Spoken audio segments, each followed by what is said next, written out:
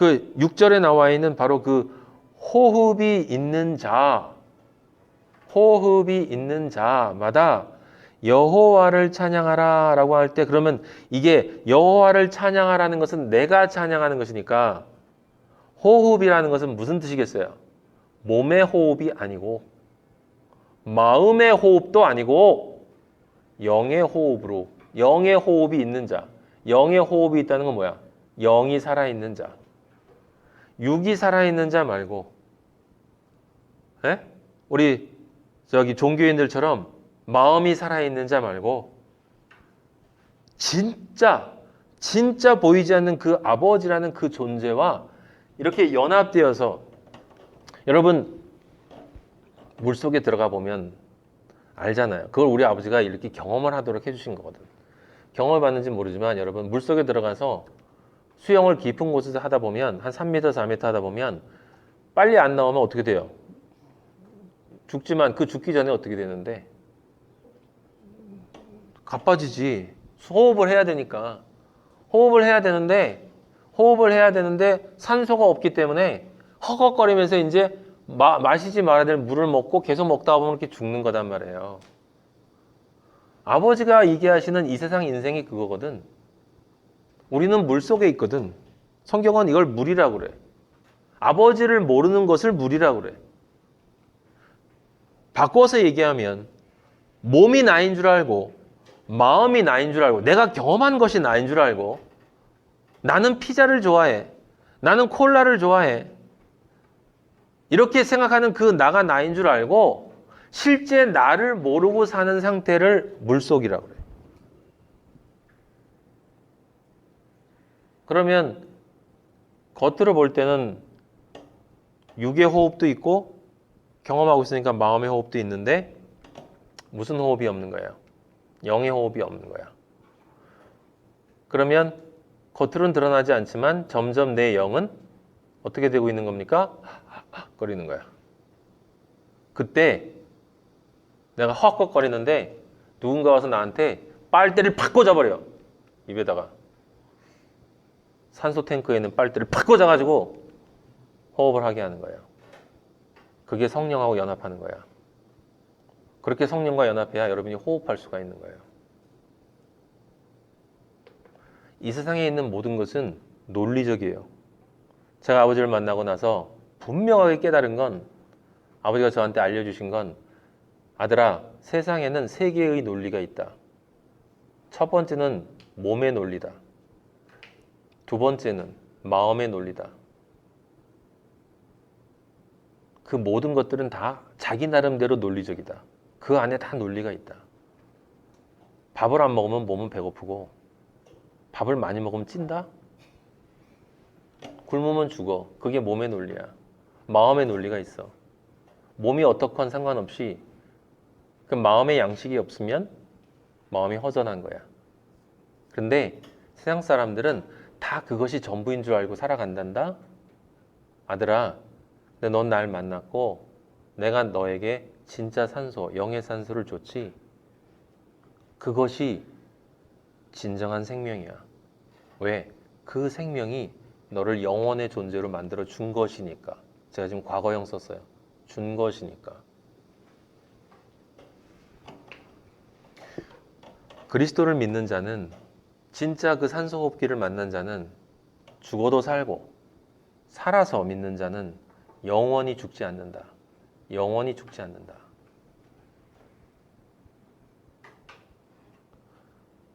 저는 그리스도인이 되기 위해서 기독교인이 되는 것을 포기한 사람이에요. 당연히 포기해야 돼. 제가 말씀드렸잖아요. 종교는 인간의 냄새가 나. 악취가 나. 종교의 역사를 어디를 들여다봐도 모든 종교에는 다 악취가 있어.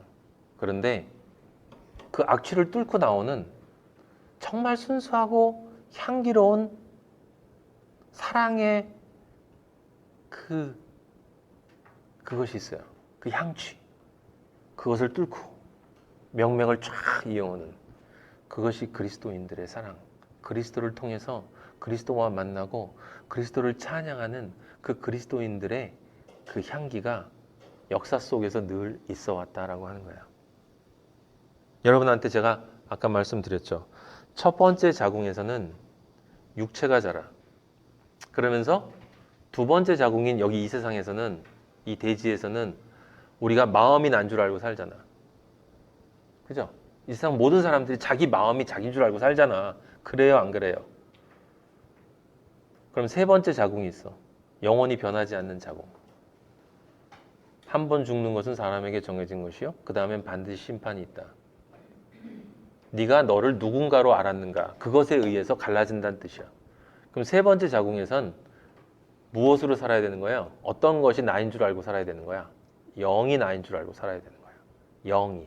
그러기 위해선 이 두 번째 자궁에서, 첫 번째 자궁에서 뇌를 키워서 마음을 준비한 것처럼 두 번째 자궁에선 이 마음이 자라서 마음으로 살고 있지만 여기에서 뭘 키워야 돼? 이 영을 키워야 돼. 왜냐면 이 영이 없으면, 아버지와 연합된 이 영이 없으면 세 번째 자궁, 이 영원한 세상에서 살 수가 없단 말이에요. 그럼 아버지와 분리되는 거야. 그걸 지옥이라고 하는 거야. 호흡이 있는 자마다 여호와를 찬양할지어다. 찬양할지어다가 명령입니까? 아니에요. 호흡이 있다면, 너에게 진정한 호흡이 있다면, 그 호흡 말고 저 호흡도 말고 바로 이 호흡이 너에게 있다면 너는 찬양할 수밖에 없다. 너는 찬양할 수밖에 없는데 그 찬양은 너의 육의 찬양, 너의 몸의 찬양이 아니야.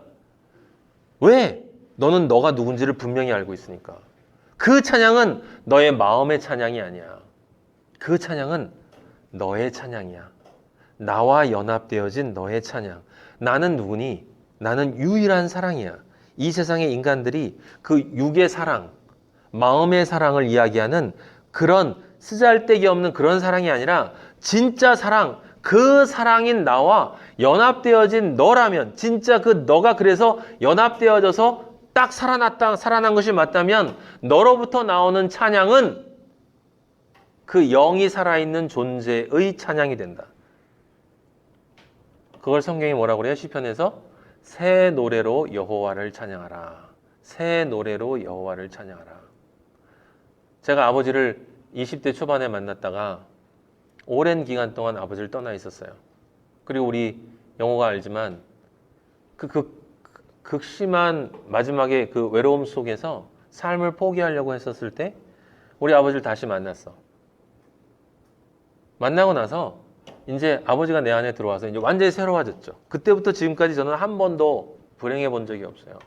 이 세상 그 누구도 경험할 수 없는 진짜 행복이 내 안에 들어와 있기 때문에 상황이 어떻게 변하건 내 안에 행복이 있는데 나는 행복한 존재로 살 수밖에 없는 거야. 그래서 처음에 제가 교회를 갔어요. 다 저 같은 줄 알았어.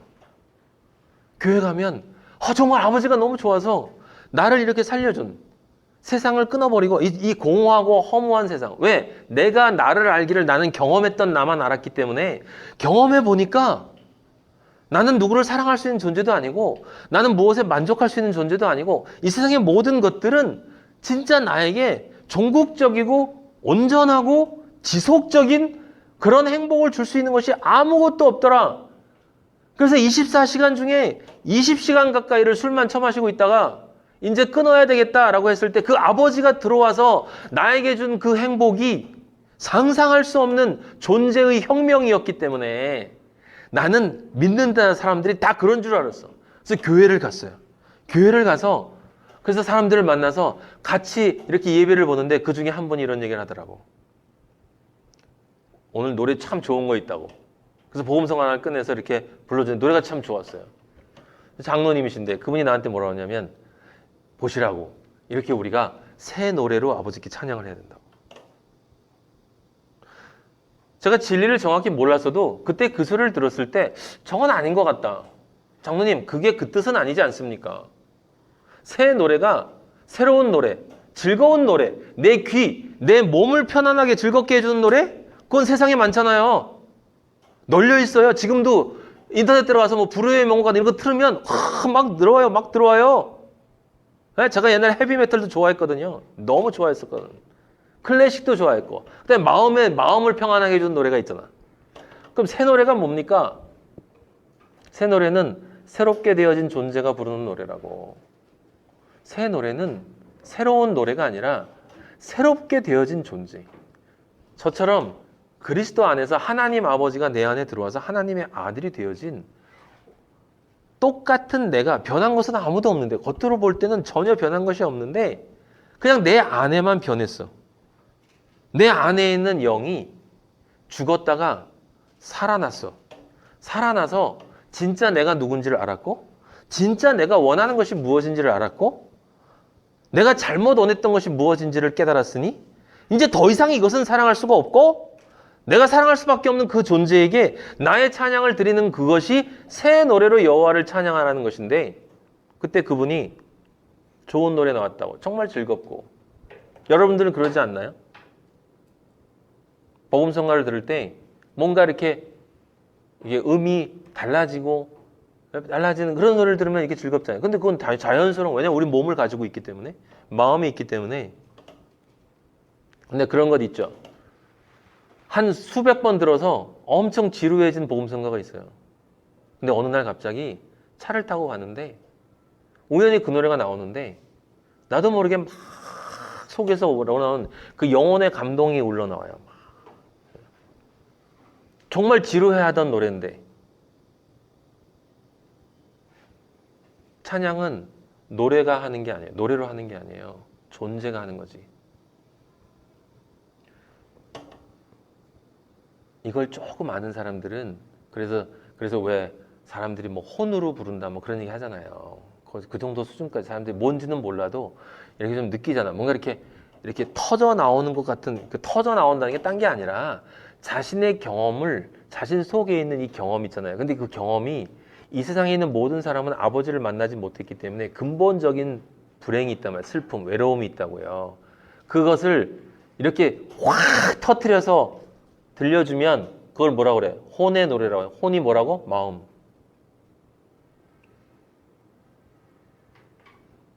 우리는 혼의 노래를 부르는 사람들이 아니야. 영의 노래를 부르는 사람들이에요. 그래서 노래는 목으로 부르는 것이 아니라, 입으로 부르는 것이 아니라 무엇으로 불러요? 존재로 부르는 거야. 노래는 존재를 부르는 거야. 네? 아버지를 모르는 세상 사람들도 자기도 모르게 이쪽으로 가려고 부단히 노력한다고. 그래서 모차르트 같은 사람도, 네? 음악을 좀 한다 하는 인간들은 모차르트가 너무 쉽대. 근데 진짜 하는 사람들은 그렇게 하지 않거든. 음 하나를 땡 하더라도 모차르트가 땡 할 때는 음이 다르게 들리는 거야. 그게 바로 순진이 아니고 순수란 말이에요. 무지한 인간이 좀 깝죽거리는 것하고 다 알지만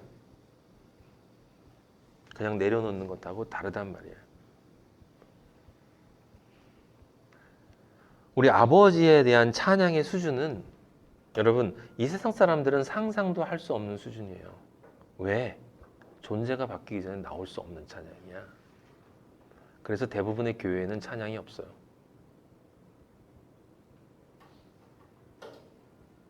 그래서 아버지가 여러분들에게 질문하는 거예요. 마하나이마, 나의 아들들아, 나는 너희들을 사랑하고 그래서 난 너희들의 찬양을 듣고 싶다는 거예요. 너희들의 찬양을 듣고 싶다. 그래서 존재가 찬양하는 것이기 때문에 이렇게 얘기해도 되는 거예요. 찬양은 삶이다. 찬양이 존재다. 네? 영의 세계로 들어가면 존재와 행위가 분리가 되지가 않아. 그게 그대로 나타나는 거예요. 우린 세상에 보면, 네? 천사와 같은 노래를 부르는 사람이 사생활이 지저분한 거 보잖아. 마리아 칼라스도. 그게 아니라 지저분하지 않더라도 그 외로움이 있단 말이에요. 슬픔이 있다고.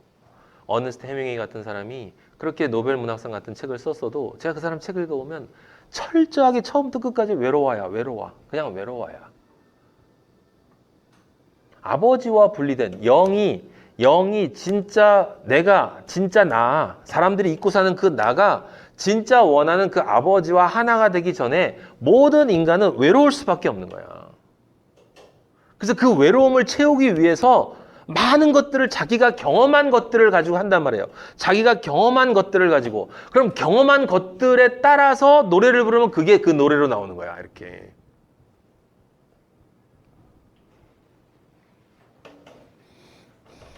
여러분에게 아버지가 너희들의 찬양을 듣고 싶다라고 얘기하는 거예요. 너희들의 찬양을 듣고 싶다.